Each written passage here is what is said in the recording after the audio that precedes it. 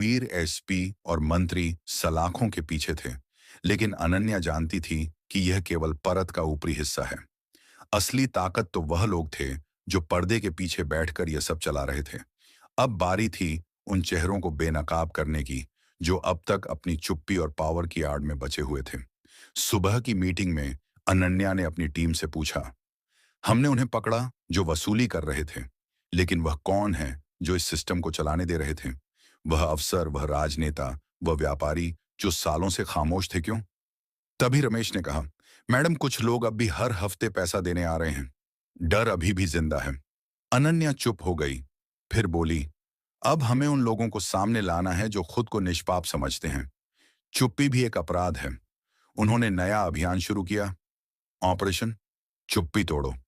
इसके तहत उन्होंने एक हेल्पलाइन नंबर जारी किया, जिससे लोग गुप्त रूप से अपनी बात कह सकते थे। पहले दिन 3 कॉल आए, दूसरे दिन 17, तीसरे दिन 50।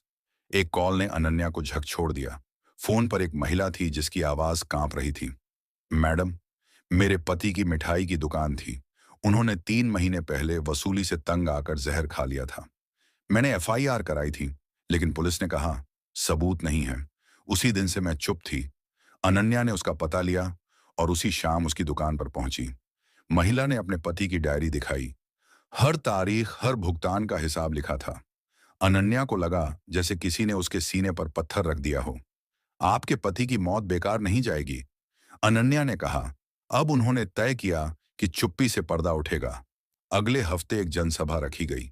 शहर के सारे दुकानदार बुलाए गए। स्टेज पर सिर्फ एक कुर्सी थी, जिस पर बैठी थी डीएम अनन्या। उन्होंने माइक उठाया और कहा, आज मैं आप सबसे कुछ नहीं मांगने आई हूं, मैं आपको आपकी आवाज लौटाने आई हूं। अब आप बोलेंगे खुलकर। बिना डर के पहले कुछ देर खामोशी रही, फिर एक बुजुर्ग खड़ा हुआ। मैं 15 साल से इस शहर में दुकान चला रहा हूं। मैंने पहली बार किसी अफसर को डर के खिलाफ खड़ा देखा है। तालियां बजीं, फिर एक महिला बोली, मैंने आज तक किसी को सच बोलते नहीं देखा, लेकिन आज मैं बोलूंगी। उस दिन 72 लोगों ने गवाही दी, 31 ने नाम बताए।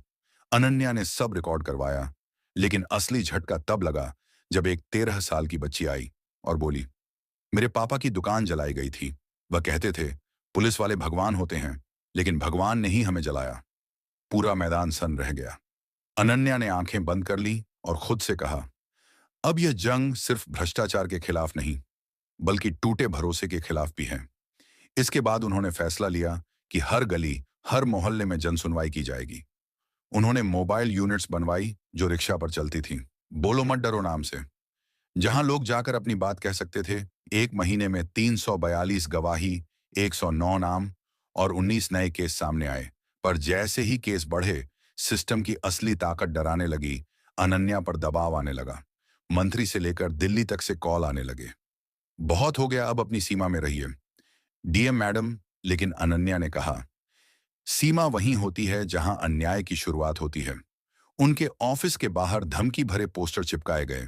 रात में बाइक पर आए, लड़कों ने पत्थर फेंके, लेकिन अनन्या ने हार नहीं मानी।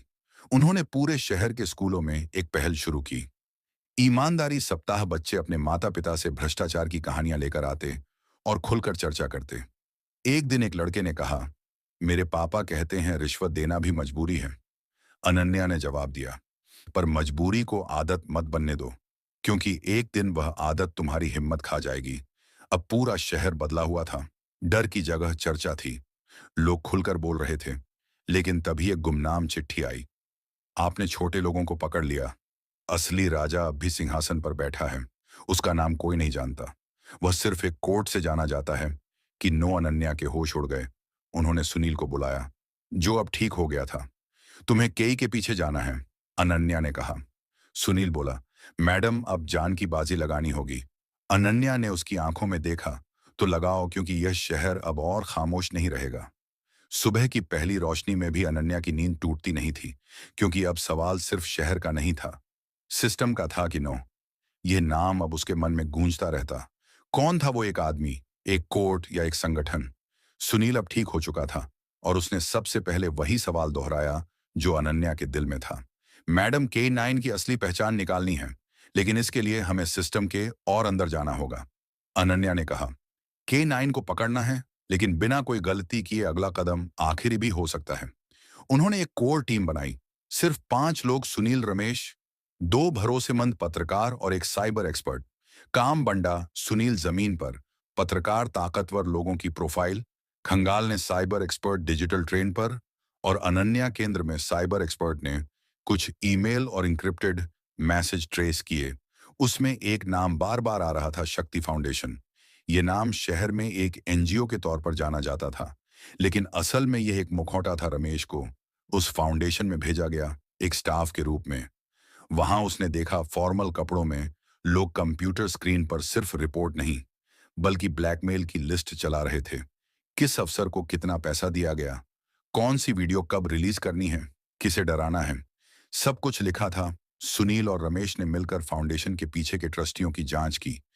एक नाम उभरा, करण शेखावत, शहर में रहने वाला एक अमीर कारोबारी जो हमेशा लाइमलाइट से दूर रहता था। लेकिन जब कॉल रिकॉर्ड निकाले गए तो सामने आया कि रघुवीर और ईसेपी उससे लगातार संपर्क में थे। अनन्या ने कहा, तो KE9 वही है। करण शेखावत पर यह बात साबित करनी आसान नहीं थी। उसके खिलाफ कोई डायरेक्ट सबूत नहीं था। इसलिए अनन्या ने प्लान बनाया। करण को उसके ही खेल में फंसाने का। पत्रकारों ने एक झूठी रिपोर्ट फैलाई। डीएम के पास अब ऐसे सबूत हैं जो शहर के सबसे बड़े नाम को जेल भेज सकते हैं। एक हफ्ते के भीतर करण के लोगों की बेचैनी सामने आने लगी। फाउंडेशन बंद कर दिया गया, कुछ कर्मचारियों को बाहर भेजा गया, कुछ तो शहर ही छोड़ गए, लेकिन करण वहीं रहा, शांत, संयमित। पर अनन्या को पता था, तूफान से पहले ऐसी ही खामोशी होती है। उन्होंने रमेश से कहा, करण को झटका दो, अब वक्त है शेर को उसके बिल से बाहर निकालने का। रमेश ने फाउंडेशन के डाटा का एक हिस्सा लीक कर दिया, जिसमें दिख रहा था कि कैसे पैसे के बदले केस बंद हुए, अफसर बदले गए और कुछ लोगों को डराकर देश छोड़ने को मजबूर किया गया। मीडिया में भूचाल आ गया। रातों रात हेडलाइन बनी, करण शेखावत का फाउंडेशन शहर का ब्लैकमेलिंग सेंटर। अब करण को सामने आना पड़ा।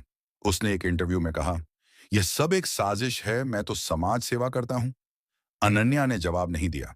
उन्होंने बस अगले दिन एक ऑडियो रिलीज करवाया, जिसमें करण रघुवीर को कह रहा था, अगर डीएम ने मुंह खोला तो तुम्हें ही नहीं, मुझे भी डुबो देगी। अब शक नहीं, सच्चाई सबके सामने थी।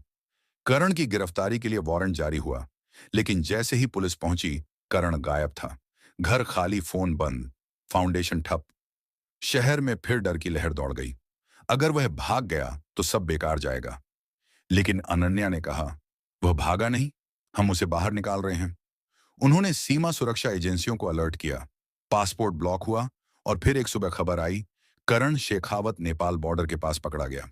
उससे हेलीकॉप्टर से शहर लाया गया। हजारों लोगों ने रास्ते में खड़े होकर देखा। वह चेहरा जो सालों से पर्दे के पीछे से शहर को चलाता था, अब हथकड़ी में था। अनन्या ने मीडिया को कोई बयान नहीं दिया। उन्होंने बस एक वाक्य कहा, अब शहर की असली आजादी शुरू होती है। करण शेखावत की गिरफ्तारी के बाद शहर में एक उत्सव सा माहौल था। पहली बार लोगों को लगा कि सिस्टम उनके साथ खड़ा है, ना कि उनके खिलाफ। डीएम अनन्या ने अगले दिन एक खुला सम्मेलन रखा, जहां हर उस इंसान को बुलाया गया जिसने आवाज उठाई थी। रमेश, सुनील, चाय वाले बाबा, उस 13 साल की बच्ची की मां, सब मौजूद थे। अनन्या ने माइक उठाया और कहा, आप सब ने जो किया वह सिर्फ गवाही नहीं थी, वह इस शहर की आत्मा को वापस लाने की लड़ाई थी। यह जीत मेरी नहीं, हम सबकी है। तालियों की गूंज से पूरा मैदान भर गया, लेकिन अनन्या जानती थी अभी काम बाकी था। उन्होंने अगले 6 महीने में दुकानदारों के लिए एक नया सुरक्षा प्रकोष्ठ बनाया, अवैध वसूली की मॉनिटरिंग के लिए स्वतंत्र कमेटी गठित की, पुलिस विभाग में 23 अधिकारियों का ट्रांसफर किया, भ्रष्ट अफसरों पर केस दर्ज करवाया। रमेश को नगर निगम में रोजगार मिला और उसकी मां के इलाज के लिए सरकार ने विशेष फंड पास किया। सुनील को गैलेंट्री अवार्ड मिला और वह अब डीएम ऑफिस का चीफ इंटेलिजेंस ऑफिसर बन चुका था। अनन्या ने शहर के हर स्कूल में एक कार्यक्रम शुरू किया, सत्य की कहानी, जहां बच्चे अपने आसपास की सच्चाई को समझे और बदलाव का हिस्सा बने। पर एक शाम अनन्या अपनी डायरी लिख रही थी जब उनका फोन बजा। कॉल इंटरनल इंटेलिजेंस ब्यूरो से थी। आवाज आई, मैडम, करण ने एक नाम लिया है, एक शख्स जो देश के 4 शहरों में ऐसे ही नेटवर्क चला रहा है, और वह शख्स अभी भी आजाद है। अनन्या ने डायरी बंद की। नाम, कोड, नेम U42। अनन्या ने लंबी सांस ली और बोली, तो यह लड़ाई अब 4 शहरों की होगी। उन्होंने खिड़की से बाहर झांका। शहर सो रहा था, लेकिन वह जानती थी, यह नींद स्थायी नहीं है। जब तक सिस्टम में जहर है, तब तक नींद मुनासिब नहीं। अनन्या ने अपनी टीम को बुलाया। एक नया नक्शा टेबल पर फैला, 4 शहरों को लाल घेरे में चिन्हित किया गया। सुनील बोला, क्या फिर से भेष बदलेंगे मैडम? अनन्या मुस्कुराई, इस बार नहीं। अब हम चेहरों के साथ लड़ेंगे, बिना छिपे, क्योंकि अब हमें सिर्फ सड़कों से नहीं, सोच से लड़ना है। कहानी खत्म नहीं हुई, ये तो बस पहला अध्याय था।